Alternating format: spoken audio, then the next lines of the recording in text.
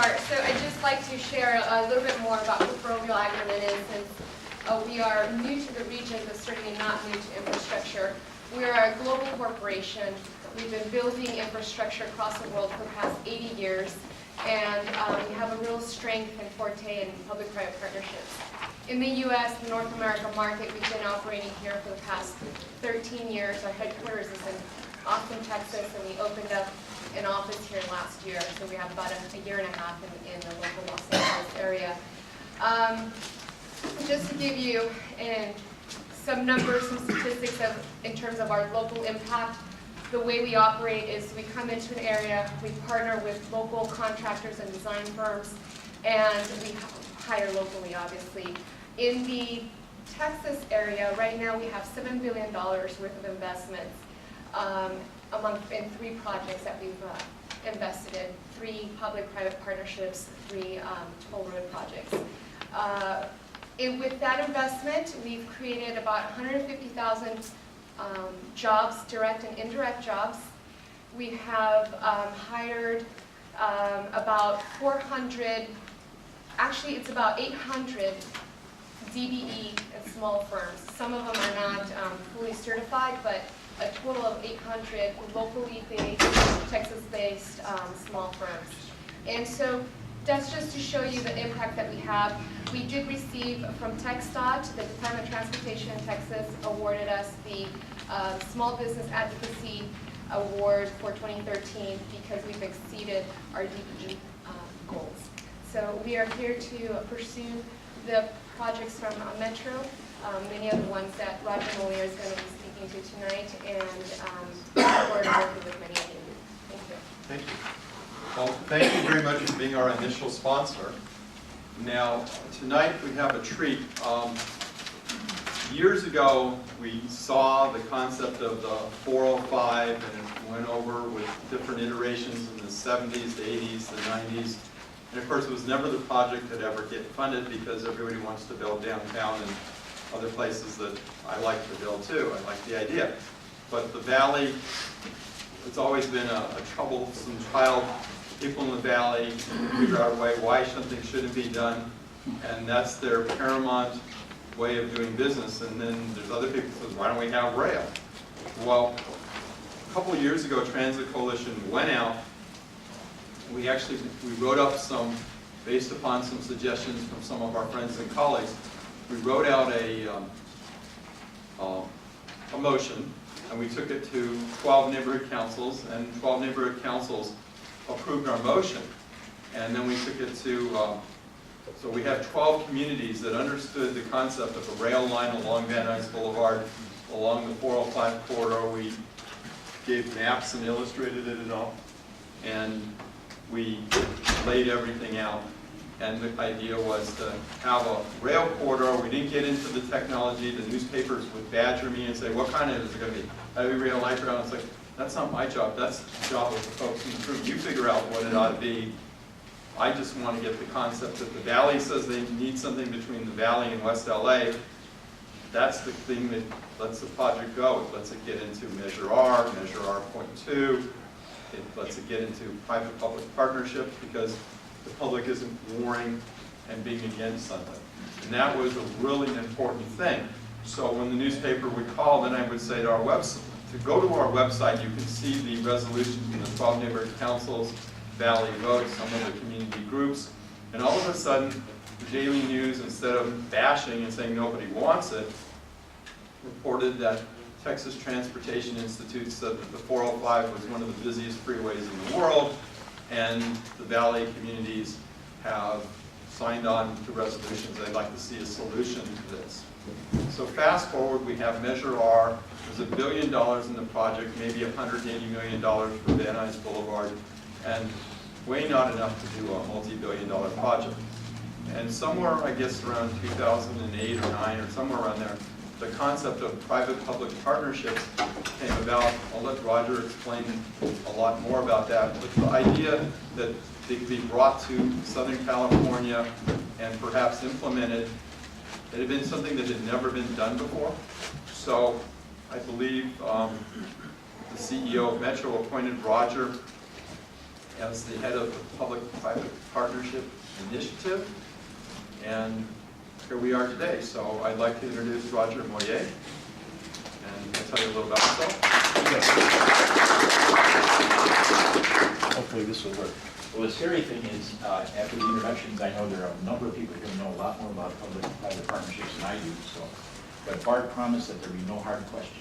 For sure. So we're going to do that. I don't know if this is going to work over here. I may have to walk over to the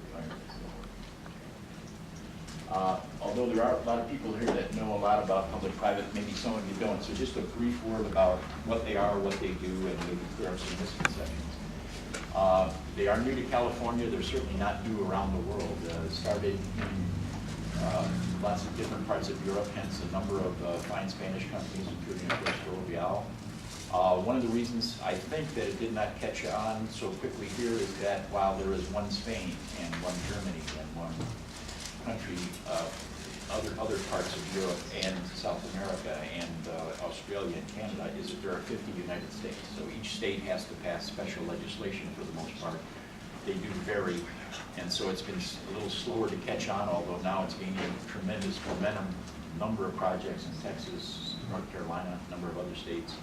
And California now has several, and we've got 6 actually on the boards in various stages of development, one of which is already on the street. It's the Accelerated Regional Transportation Project, which is a combination of 5 different projects.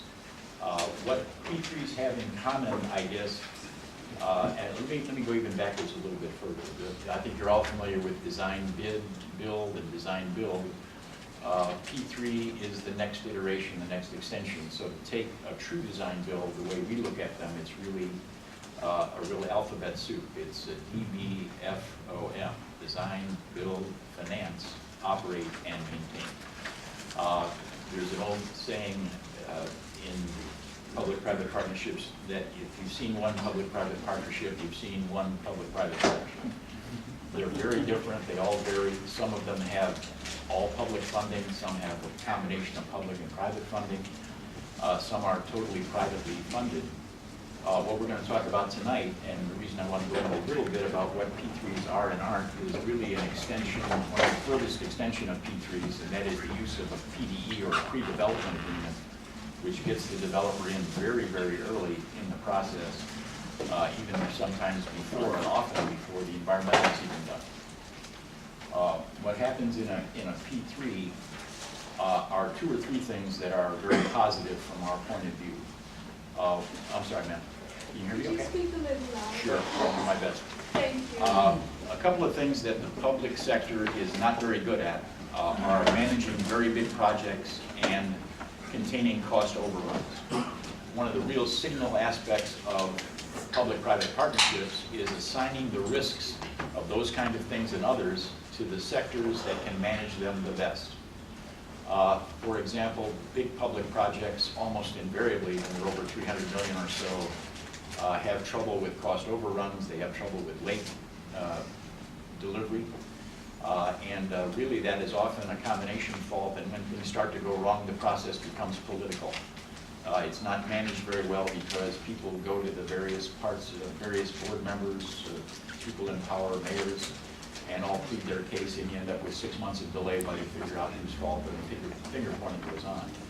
If in a perfect world, in a P3, you could assign the risks to those who could manage them the best, you could do something like have the private sector be responsible for bringing the project in on time, or they don't get paid, and bringing it in at the cost agreed to. Now that's a 30,000-foot view. There are various iterations and assignments of risks within that. What happens if there's earthquakes, delays, all those kinds of things have to be taken care of. But that's the general idea. The public sector is best at, and really will take the risk of things like getting public support for a project, the environmental, of course it has to because the private sector wouldn't take that risk, too chancy. But the private sector really is much better than the public sector at managing big projects and containing costs. What we like to see in public-private partnerships is the F part, the finance part, because you like to have the private sector have some skin in the game. They are going to be motivated. The bring the project in on time because they've got their money in it. They're motivated to bring in a good project on time because they're also going to be responsible and get paid for maintenance and going to be responsible for operation of the project. And so you can see they're less motivated to bring in a quick project on time and a shoddy project if they also have to maintain that project through 30 or 35 years. So that's the general outline of public-private partnerships. And what I'm going to talk about today, for the most part, is one of my favorites because it's so big, the 405, and just touch on the 710 because it's very premature. Just at the outset, I might say the 710 may or may not be a public-private partnership. We don't even know what kind of project it is. It is in the environmental stage. They're looking at a number of alternatives. At the end of the environmental stage, they'll pick a preferred alternative that the board will either approve or not approve. We did look at the public-private partnership aspect of a P3 because Measure R calls it out as a tunnel. So we did study preliminarily the cost and effectiveness of doing a tunnel at the 710 on various cost estimations, and it turns out that if that is the chosen alternative, it works quite well as a P3. But really, it's very premature to talk much about that. The 405, on the other hand, although it's even in a more premature stage, is in a stage that we're really ready to go with the project. The board has approved going forward with it on a PDA basis. And you might consider a pre-development agreement as a series of feasibility studies. You start looking at it, seeing if it's going to work at each stage, yes, yes, yes. If you get a real definite no, then you stop. But all our preliminary looks at it, including the financial, indicate that this could be a terrific P3 project. One of the reasons why is someone once said something that resonated with me, is that a perfect P3 project would be the Golden Gate Bridge in San Francisco. So you got to go across it, you can't go around it. Think about the Sepulveda Pass. You really got to go through there. There are 300,000 to 400,000 cars a day now going through there with about an 18-hour peak period. And you really can't go around it unless you want to spend an extra hour. So let's talk a little bit about the, let me see if I can make this work here. If I can, I'll go up over here.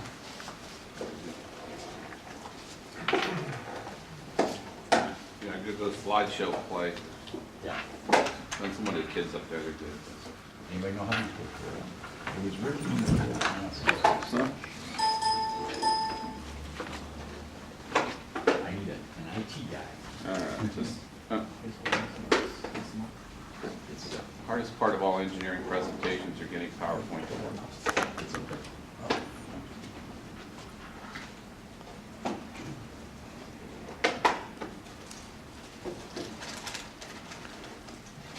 Success. Yeah. So we're talking about that one. Good engineering students. That shows you why I'm in the contracting and negotiating side and not in the construction side of the plant.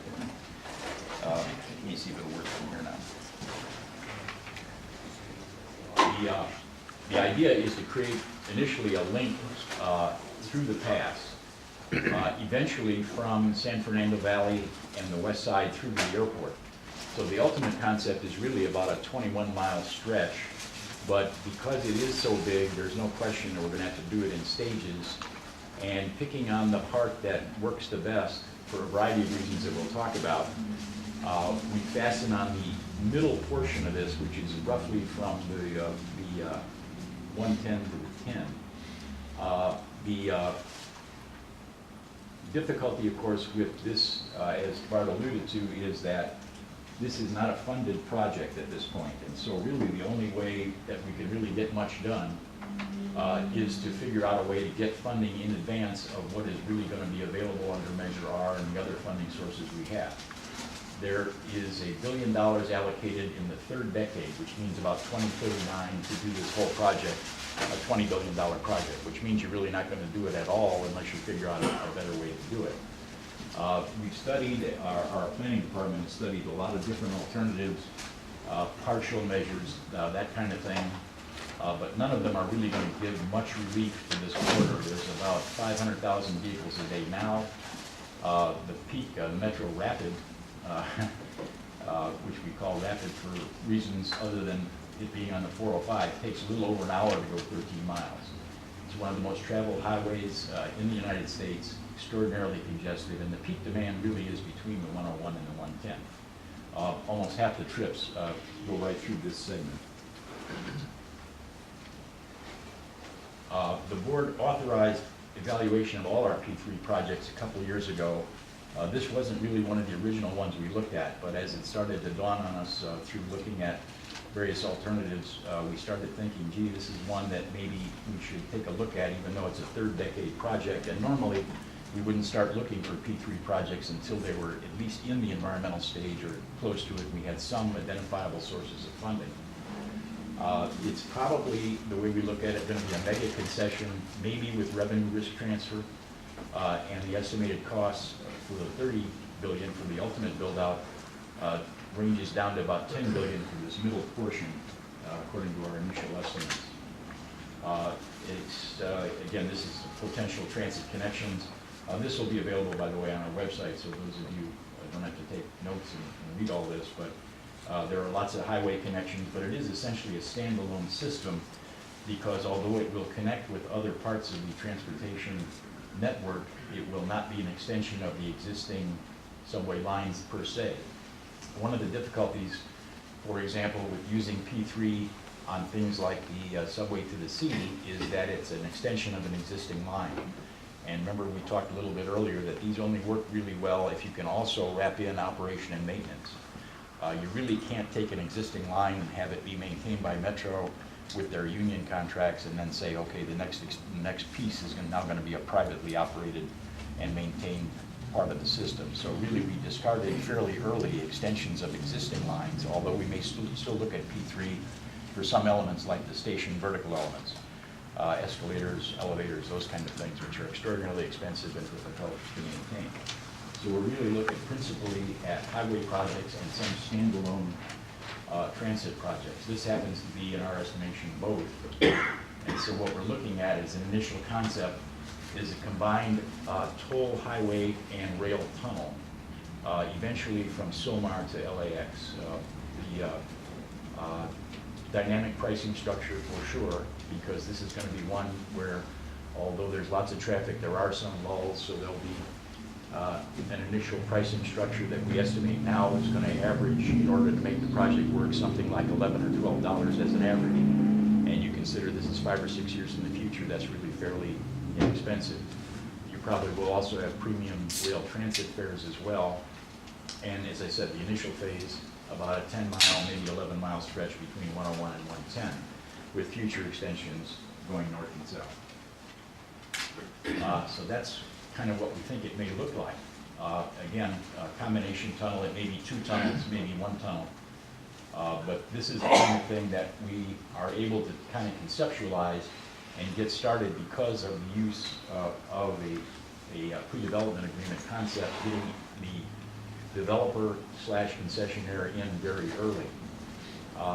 The extremely high cost of tunnels would likely to be developed in phases. It's a P3 project, as I said. And the P3 PDA process is the best way to mitigate the technical challenges and certainly the financial challenges and the procurement for a project of this size. Currently, as I said, it's in Measure R, but with a 2039 delivery and no real money. Our planning department did an initial study of various ways to look at it and came up with a number of them, none of which really did a whole lot for throughput, and none of which are really funded. So we held an industry forum in May. We had over 200 people here, including, I think, the 5 or 6 firms in the world who could actually do this as the lead firm. And mainly what we do this for is not to advertise the project, but to solicit the ideas of the firms that actually can do this about how we might best structure the deal, how the project might best be done, and what they consider to be the risks that ought to be considered from both their point of view and ours. So we had that industry forum in the morning. Most valuable, I think, to me was the afternoon session where we were able to have a number of one-on-ones with the larger companies to talk to them individually about how they might approach the project and what they view as the significant risks. Our next steps in the project are underway right now. We're actually doing preferred ridership surveys, Really working now further on the financial feasibility. We did essentially back of the envelope early, but you eventually have to get to an investment grade, certainly, tolling and financial feasibility study. We're looking at probably sometime next year for a pre-development solicitation. And let me talk a little bit about how that works. It's usually a two-stage process in a pre-development agreement. We go out first with an RFQ, RFP series for who we consider to be the best technical partner. It has nothing particularly to do with price at that stage.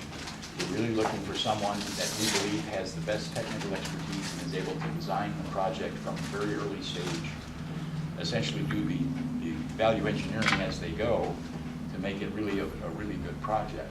At the end of that process, whoever won that series of RFQ, RFP solicitations has the right of first negotiation to actually build the project. And that process in itself is a little complex in that usually you get shadow bids to test whether or not your negotiated price works. If they don't get the bid, it goes to someone else. There is some refunding of some of the money they put into it, because key to this, of course, remember, is we only have $1 billion, and I'm going to have to even borrow against that to get the project started. So we're really looking to the private partner to put in significant funding, including sweat equity, essentially, by doing a lot of engineering without getting paid at this stage, unless and until we get further down the road. Now, again, when I say people don't get paid till they're done, that's the broad brush. Factually, almost all of these have a certain amount of payments, progress payments in between, but not necessarily huge. And in a PDA, they're going to recover most of those funds if they don't get the second bid, but if they do get it, they're really delayed even further. So we're talking about a process with a company that's going to have to put a significant amount of its own skin in the game to get this project down the road. So that's essentially how the PDA works. So right now we're doing an awful lot of work with our consultants, and we broadened our consultant team to add another 30 for various aspects of the tolling, the engineering, actually the connections and all those kinds of things. That's really the overview. It's a fascinating process. I think we've had an awful lot of initial interest. We hope that continues. We're working hard at it. It seems to be very popular among both the political forces and the firms that really think can do it. And so with that, if anybody has any questions, I'd be pleased to talk about that or the 710 or any of the other projects that we have. Frank, sure. Is that $11 in today's dollars? Yes. Yeah, today's dollars. So we're talking right now, if we had it up and running today, it would work at around that average fee. Since basically the private partner funds this, is there the need for the city, metro, or state to sort of guarantee, or the federal government to, who guarantees this? That's part of the negotiation. You can either see if you can transfer that risk. In other words, it may be rich enough in terms of tolling. Think about the fact that, and that's why we're doing the stated preference surveys now. We're asking people what would they be willing to pay a toll, what kind of toll would they be willing to pay. You end up with an investment grade survey. If it shows, and I think it will, that this thing really will generate enormous income, enough to pay for itself, otherwise we couldn't do the project itself. It may be that someone would be willing to accept toll risks. Now, this is a very big project, and that's maybe a long shot, but if it isn't, there's guarantees, and also the pricing structure tends to reflect how much risk the private sector is taking. If they're going to take toll risks, they're going to want a richer deal. It just makes sense. And so that's all part of the negotiation. We didn't have to look at that. I mean, I'll make up a number. Let's say this is a $10 billion first phase project. Yeah. Couldn't it be like 10 years from the beginning of construction to actually revenue starts? Yeah, sure. And that's a huge amount of money to have to carry Yeah, absolutely. until the first dollars come out. No question about it. But believe it or not, because of the volume and because you can't go around it, and because people, I think, are going to tell us that they're going to be willing to pay this in large number, you're very likely to have something that would pay for itself, even with that interest carry and all that kind of thing, in 45 to 35 years. So we shall see what we shall see. The other thing this will do, by the way, is that really there's nothing much you can do to the 405 more than we're doing now. It is constrained. You really can't build any more lanes. You certainly don't want to go above it. And if you're building rail, rail, as most of you know, doesn't handle grade very well. So really, you're talking about having to tunnel it anyway, because you want to flatten things out. It'll be fairly deep because you know there's a significant grade there. And really, that's the only way to really get through that spot, which with voluntary tolls or voluntary fares on transit ought to also be the service part of the 405. So I think the throughput will be tremendously enhanced with this project. So this is a miserable spot. If any of you drive this with any regularity, you know what I'm talking about. If you want to waste a couple of years of your life, it's truly tragic. And I think it's part of what is really needed here, and the other part is really the connection eventually to the airport from that side as well. We're also working with the airport.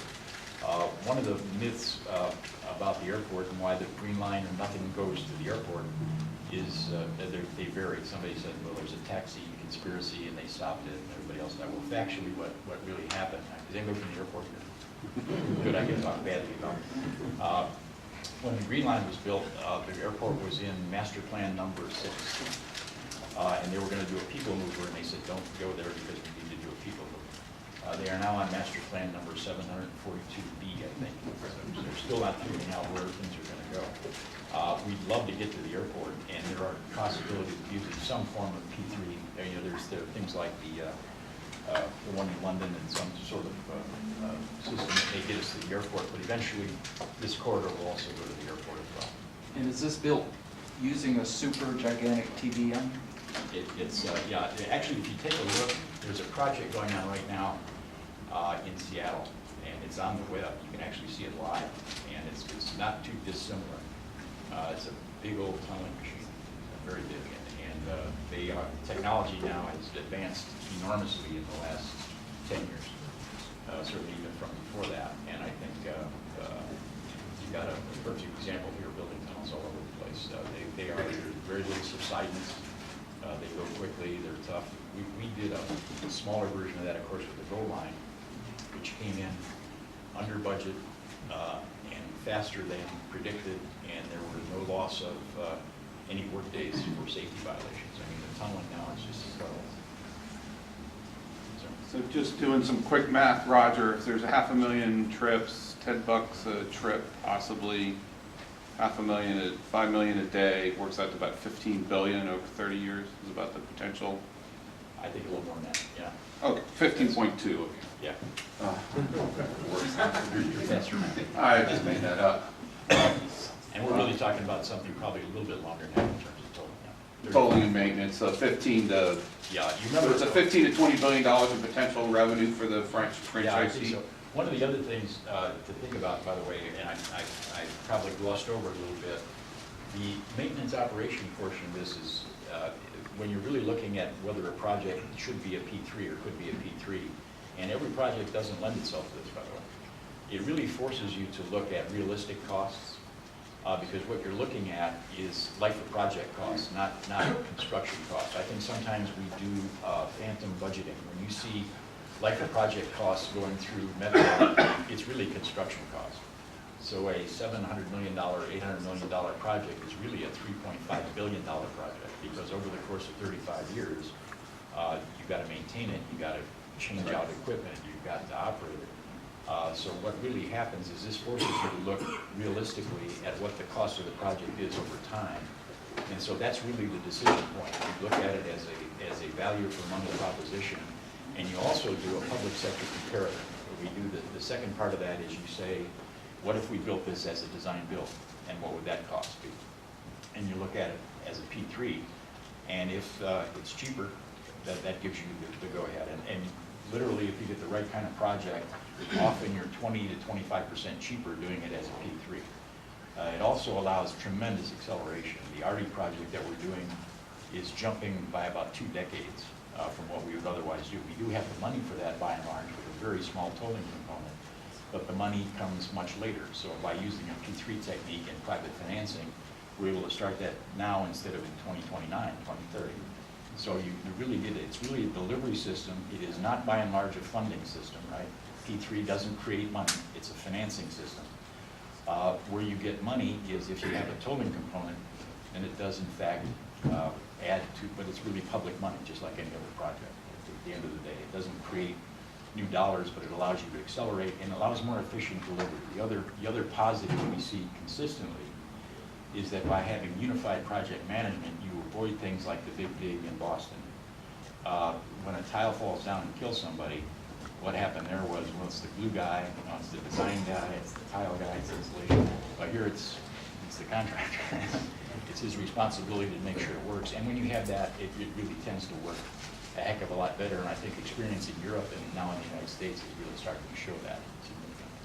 I just wanted to follow up. I know there's this non-exclusive component to the preliminary development agreement. I don't know if you, what kind of, or if you're at liberty to talk about what kind of feedback you've gotten from teams that are being asked to put up front money without a exclusive franchise to be able to go ahead and build it. Yeah, well, do you think that's a limitation? Because I think it's not a limit. They don't. We're hearing they don't tend to do that other places in the world. Well, they get the money back. There are at least 5 PDA projects here in the United States I know of, and it is done in other parts of the world. They don't get nothing back. In other words, if they don't get the second phase bid, they're going to recover much of those costs. On the other hand, we get the benefit of all that work, all that engineering, all that other stuff. So you're really buying some of that. So they are taking some chance significantly, but it's if it's an attractive enough project, we think and hope, and at least the indications from our discussions with the industry is that there is enough interest that we likely will get some multiple bids. Whether or not anybody will be willing to take a total risk at all, that's a big chunk. I don't know the answer to that. When you get into the real weeds on these things, you're really allocating not just the risks I talked about, but a series of hundreds of little risks up and back. So there's a very broad spectrum of how these get negotiated and how these get finished off. I know for the SR 99 in Seattle, the tunnel, the toll, the levels of the tolls, the dollar amount was a big deal. Do you have any sense yet of what the toll diversion rate might be and what that might do to the already horrific traffic on the surface? Yeah, that 405? right now it's all on surface. Right? So. Well, it is, So but the alternative is you stay on the top. The answer is that's what we're doing the stated preference surveys for now. Now, in terms of tolling size, that's an excellent question from another point of view, if I may. Politicians are going to want to say, gee, we're going to keep the tolls low, we want to do that. Well, actually, it's the worst thing you can do. Market forces are going to do this. If you set the tolls too high, people aren't going to take it. So they're going to find their level. And it's voluntary. Remember, you can still spend an hour and a half up top if you want to. If you choose to pay, this is America, I mean, you're going to pay for it one way or the other. I mean, it's a myth to say that these are Lexus lanes or things only people that can afford it. Factually, you're paying for it anyway. Every public project is paid for by tax money. This just, in my view, gives you an alternative that you can use on your own to make life faster. Now, we almost always are going to have places where we'll do, as we are doing with congestion pricing, where we'll do some equity pricing probably, and a number of other things. But factually, if you want to get it built and you want to get it built fast, this is an alternative and it's a choice. And as we're tolling and taking that as a choice instead of going on the 405. So really, that's the only way you get it done sooner, because remember, $1 billion in 2039 is worth almost nothing now. And by the time you get there, you're not even going to be able to start because you'll have nothing. There's no project to start with $1 billion. So ultimately, ridership and how well it works is going to be tied into how you offload and unload and where, how the connection. The obvious one's the 10 freeway. Yeah. But has there been any thought as to where those are and how? And Yeah, just an awful lot of thought. The concurrent part of what we're doing now is project definition, and that's really important. So you bring up an excellent point. The first thing you really want to do, and that's why we're a little premature, because we're kind of getting pushed along, which I find fine. I'd rather have people say go faster. On the other hand, you got to step back and make sure that you define the project at least insofar as making sure that you're doing a proper job in the connections where you get in, where you get off, and more importantly, remember this is the middle leg of the three-pronged piece, because eventually you want to make sure that it connects properly up to the valley, probably from somewhere like Silmar to this section in the middle and then to the airport. So you want to make sure that you have connections worked out, the equipment worked out. In other words, we could look at types of equipment here because it's not connected to other parts of the system. You may look at driverless systems that work even a little better because it doesn't have to connect to the red line directly, right? It's a transfer. So, but that being said, there may be a connection up north or down south. So we just really have to look at all those factors, including the connections, and really define the project a little better before we get too far down the road. Right? The guts of it, however, at the end of the day, to start is if the money's not going to work out, if people are going to, if we don't think and we can't prove that there will be sufficient revenue to do it, then we can't do it. That'll be one of the points at which, as an off-ramp, we say that's, we just got to abandon ship. It looks so overwhelmingly positive at this point that I have a fair degree of confidence right now that it's going to work, because otherwise we wouldn't be this far. You know, our preliminary calculations. You know, I like to say sometimes congestion is our friend. You know, I know that in LA, when somebody calls you and says, let's have a meeting, and you say, well, where is it? Can it be done by 2:30? So I can just traffic. I mean, it compresses your days, makes life miserable, and you waste an awful lot of productive time driving up and back. And the average speed here is about 10 miles an hour. It's going lower and lower and lower. It's about 13 miles an hour on the 10. And it's not getting any better. And it's not going to get better because there's no other way to do this than by some technique like a P3 that do something bold and see if we can create. And back. Did I hear you say that it would not connect to the red line? It will be a transfer to the red line, but not an extension. So in other words, the rail itself will not roll into the red line. So you could have a separate system that will be maintained and operated separately, and it could be a separate kind of mechanical system.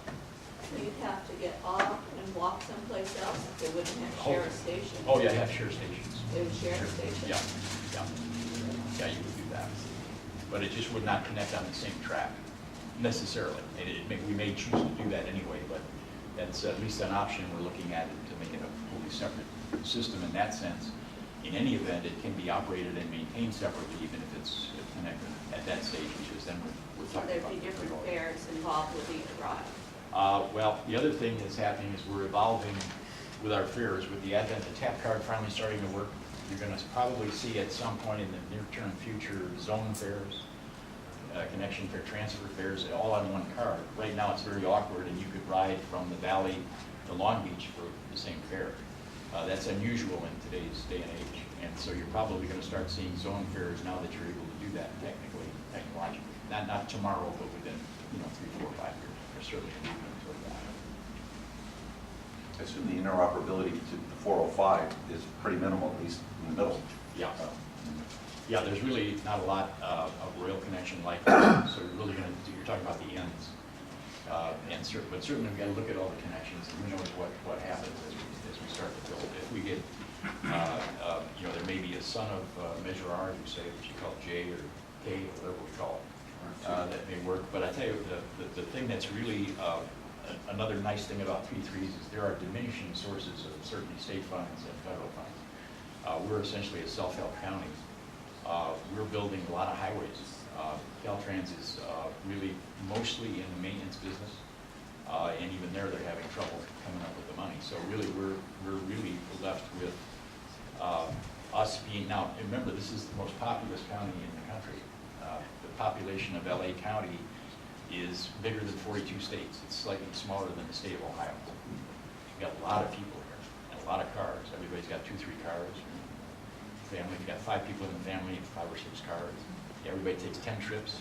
It's not just the commute. Drop the kids off at school, soccer practice, go buy a hot dog. My other job is TOD. That's why I like to build on top of stations so people don't have to, and can cut down some of those other trips even if they don't commute. So it's a combination approach to try and relieve the traffic that really is miserable here as it is anywhere short of Bangkok, I think, or something. And it's not going to get any better unless we figure out ways to alleviate that with different alternatives. Would it have rail and tunnels for cars? Yeah, absolutely. That's the idea. It's a transit corridor, so we'll have rail as well as a toll highway. How would you connect to the existing streets? Well, there are the connections. I can run back. We're looking now at which parts would be offloaded. So you could either connect with transit or connect with streets. That 10-mile stretch, there's very little connection because that's pretty much a straight shot. There's nobody going too much that would take that kind of toll tunnel. In that 10 you know. miles, there wouldn't be many Very few, I would places to think. get off. Yeah, very few, I would think, because otherwise you wouldn't be taking that toll road. You're talking about a stretch here that takes you an hour and 10 minutes to get through 10 miles. And so it really doesn't make much sense. If you're lucky, yeah. It's hard to connect to deep tunnels too. Yeah, it is. I talked to, however, you know, some of the folks, I talked to the folks at the museum at the Getty, and you know, we'd be going right under there, and it's pretty deep right there, but they'd like to think about putting an elevator in there, make it a stop, and they would love to have that to allow people to get there easier. They got the money, Roger. Yeah, that's what I'm thinking. As you can maybe tell, I'm the house capitalist. So I look for money any place I can get. But that's an interesting concept as well. That would be kind of fun. And I think they'd like it. They're having issues with their attendance, partly because it's hard to get to. You know, it's 4 or 5 eaten up and under construction and limited. So if you can take, I think, you know, in most parts, I grew up in Chicago. I think many of us travel a lot and you go other places. Nobody drives downtown. You know, and if you do, you have to, give your firstborn child a park. Here we enable parking. We build a tremendous and maintain a tremendous amount of parking for free. It makes little sense to do that, except for the minimal park and ride you can get. You really need to concentrate on the transit part. If we're at any place else and you're in Paris or London, Chicago or New York, and you're going downtown or from one part of town to the other, you're going to hit the subway, the metro, all those kind of things for sure. It's Beverly Hills even is really barring the upset over whether we go under Beverly Hills High School. The community there really wants the rail to get there because you know right now it almost takes as long to get 3 blocks in Beverly Hills as it does to go through that 10-mile stretch. I mean, it's just miserable. So as I said, congestion is our friend sometimes. It finally dawns on people. And I'm seeing a big paradigm shift, quite honestly. Younger people like to bicycle.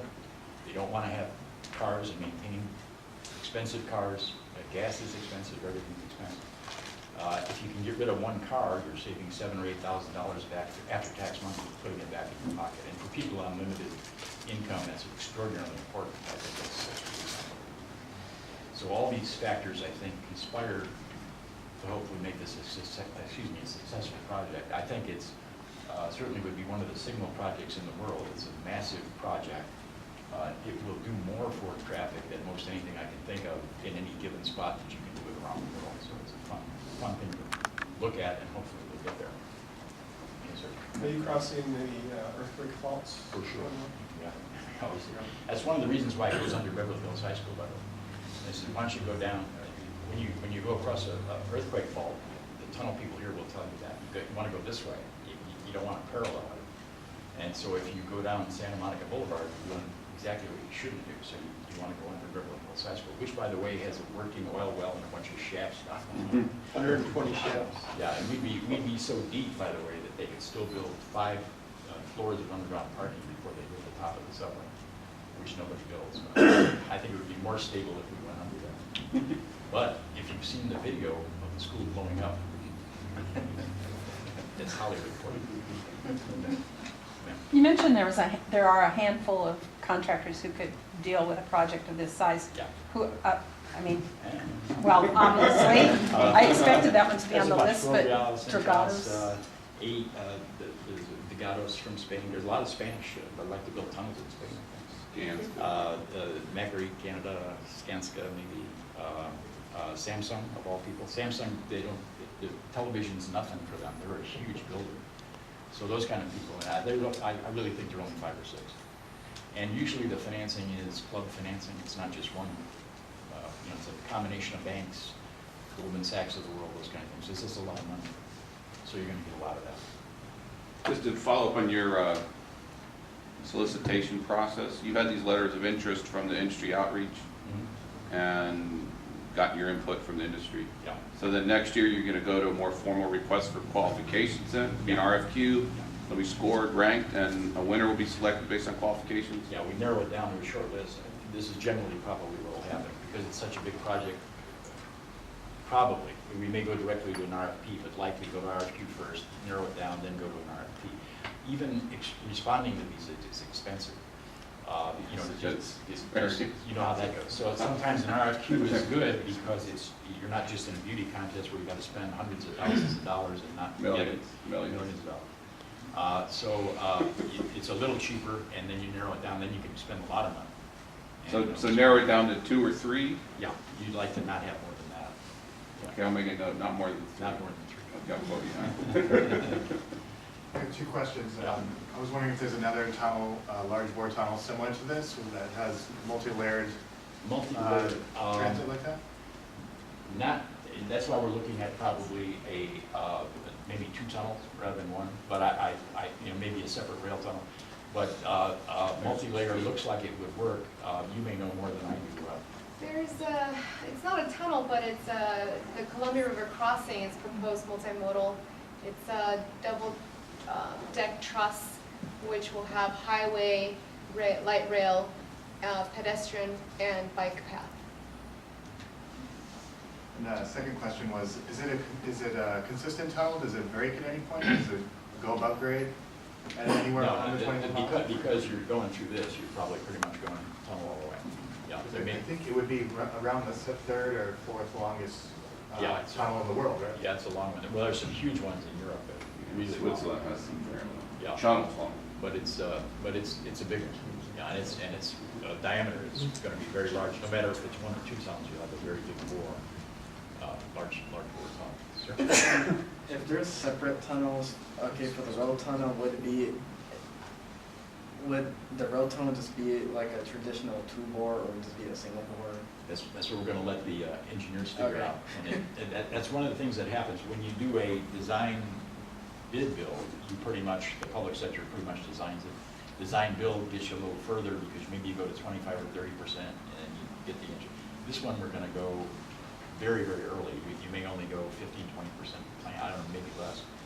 Because really the whole idea is to get the private sector in there to say how do you do it best. That's why the first phase of this is picking the best technical folks to go in and tell us how they think they should build it at the best price and the best quality. When do you anticipate the environmental review process beginning? It begin next year sometime. Yeah. Like I say, this is unusual. Most of the time, you don't start a P3 process until the environmental is pretty close to being done, because that's not something that the private sector wants to take on as a risk. And factually, they can't pay for it, obviously. That's got to be a separate process. But in a PDA, it's not uncommon to start it earlier and do and it's the other reason it actually foreshortens the process, because you're doing some parallel work. In other words, you're not waiting till all the environmental is done to start the other. That's a risk a little bit on our part, because if the environmental doesn't work out, we're going to be paying back the private sector for whatever they put in, because that's our fault. Right? And so that's what I talk about, assignment of risk. Environmental is almost certainly always the risk of the public sector and public support for the project, which is why I'm here. And I know you're all going to just be rooters for this. A P3 project, highway project in the Bay Area is going to use shadow tolling to repay the concessionaire on the project rather than actually putting actual toll booths on the highway. Yeah. Could that sort of concept work here or maybe also on the rail side? Yeah, it sort of could, and probably some form of that is a guarantee, essentially. And so you may want to do that. Like I say, there's a big spectrum of things that you do. Part of that sometimes gets politically motivated because you don't want to either charge tolls, or you don't want to tell people the real cost, or you think there'll be resistance. I'm not a big fan of those kind of things.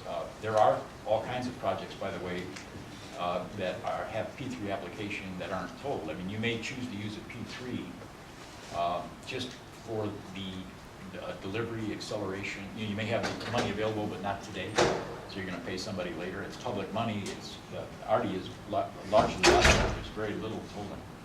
Most of the money is already there, so there's very little risk on the private sector side. They're advancing money, but the money is already programmed and will come in later years. And so you're going to see all kinds of variations. As I said, there's enormous variation in P3s, and that's certainly one of them. With the private partnership, I understand now the toll would be part of the revenue. Right. How would the rail be the revenue as far as TAP goes, how as far as Yeah, management? we got fares, so you probably have somewhat of a premium fare because you'd be going through there, so it'd be, you'd have fare. Now, rail always loses money. I mean, our whole system, we lose about 75 cents a ride for every dollar we take in. So it's heavily subsidized. We have extraordinarily low fares in Los Angeles. It's probably the lowest in the country for sure of any major system. So rail is going to be subsidized partly by the tolling. So it's not only going to pay for the highway part of it, it will subsidize a good part of the rail. But you will charge for rail to defray some of the cost. If it were a separate tunnel, couldn't you have two P3s, one being on an the rail being on an availability payment model and the other, the tolled roadway being a traditional? Possible. As I said, if you've seen one P3, you've seen one P3. Yeah, I mean, all these, and we're looking at all that. Likely it would be unified because there's maybe not necessarily a compelling reason to do that, but factually that's the case. Your rail is being paid for separately, but I don't know that you want separate contractors. Okay. It doesn't. That makes you really want a single entity doing all the work anyway, and so your policy.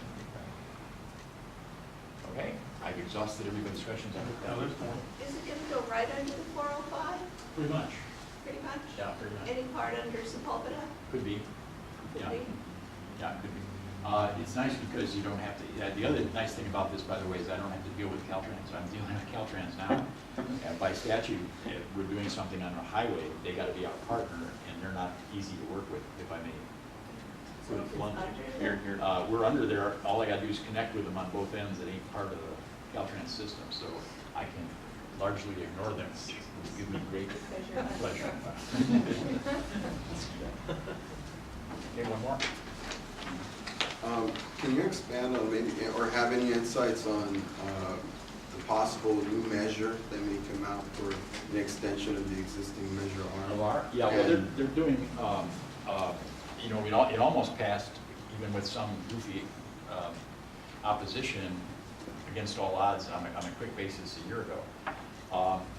I think the way to approach it, and I think the way that we will approach it, is to get a consensus of what the thing will pay for. And that way, we won't have outliers that say we're not going to do that. I think that was why Measure R worked, because we had defined projects. You don't want to just say to any public agency, I don't think I would, yeah, we'll give you the money, take $30 billion and go do what you want to do with it. I think if you define what you're going to use the money for, then people can see, and you can't, and you don't allow it to be diverted like we did with R. You've got oversight committees and everybody else. You can only use it for the defined projects. Now, the difficulty with it is there's $36 million and we've got a $90 billion worth of projects that we have to do. So you do need more.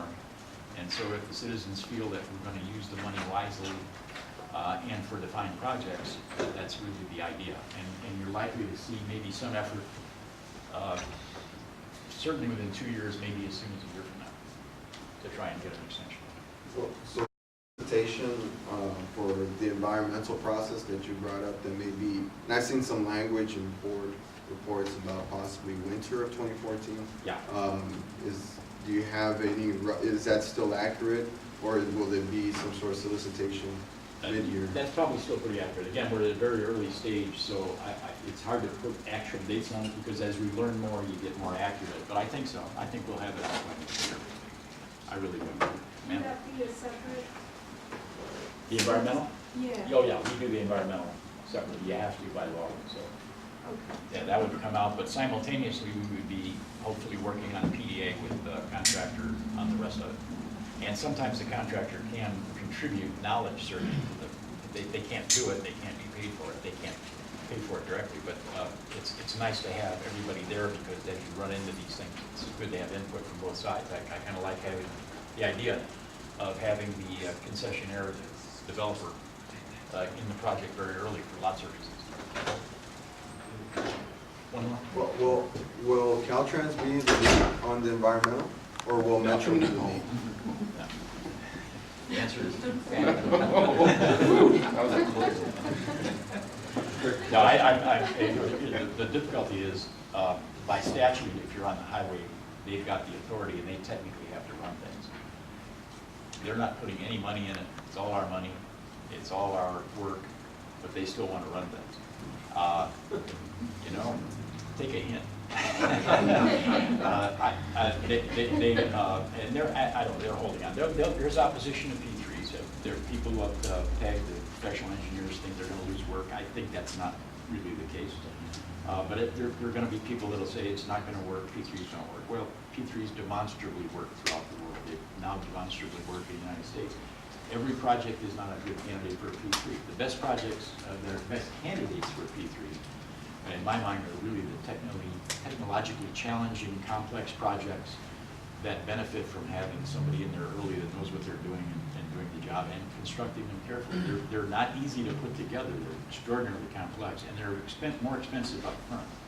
So if you look at a bar chart of a design build, you'd see this is a preparation cost and this is the cost of the project.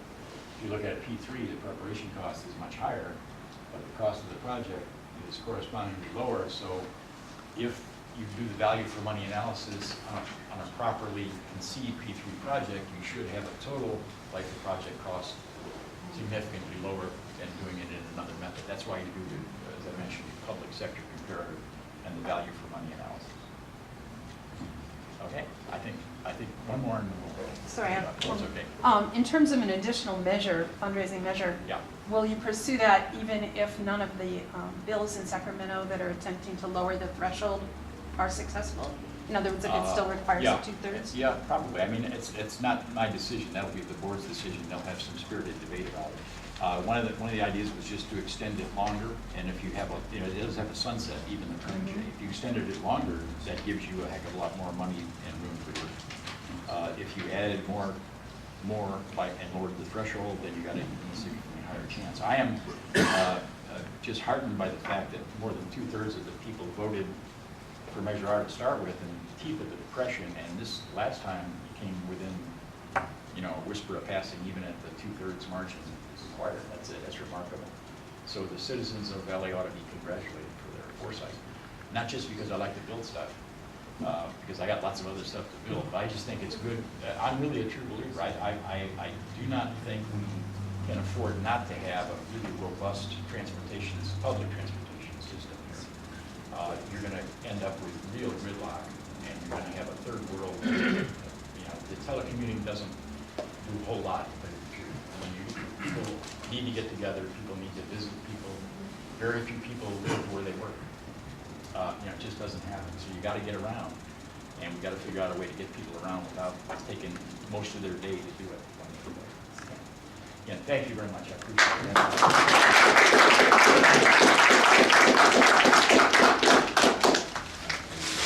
Thank you, Mark.